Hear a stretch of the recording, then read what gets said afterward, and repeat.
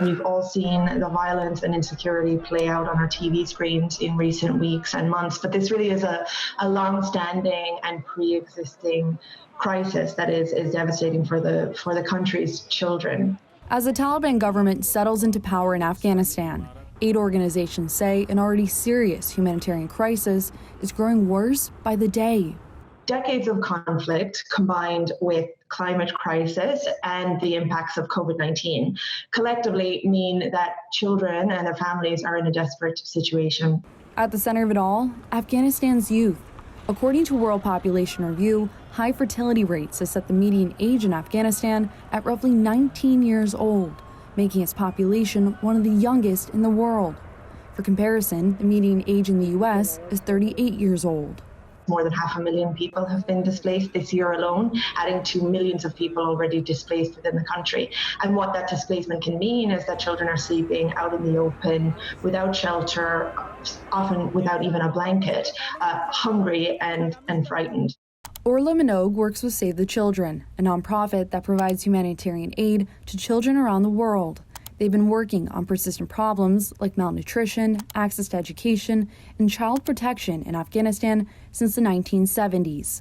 We spoke to more than 600 families who were displaced in Kabul earlier this month, and every single family spoke about having to take desperate measures to afford their next meal.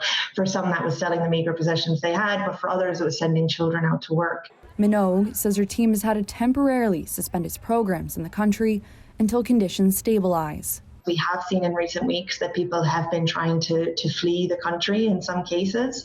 And there isn't a huge amount of information about those numbers, but Save the Children does have programming just across the border in Pakistan, and we're mobilizing for new arrivals there. As aid organizations scramble to provide assistance in the young country, experts on the region are concerned that the already dire situation will worsen in the months ahead. You look at the reality of a worsening drought and the fact that you have several million young people that are experiencing acute malnutrition. These are not things that anyone could fix very quickly. Michael Kugelman is the Deputy Director and Senior Associate for South Asia at the Wilson Center, a nonpartisan policy forum. He says the Taliban will likely struggle to address many of the problems that plague the young country. This is a very different Afghanistan than was the case a number of years ago, right? The Taliban may not have changed, but Afghanistan has. Young people are also at the forefront of pushing back. What we've seen in recent days in major cities like Herat and Kabul is protests largely being led by young people, including women, and in many cases, mostly women. But Kugelman says resistance among young people does not guarantee that these problems or the Taliban will go away anytime soon.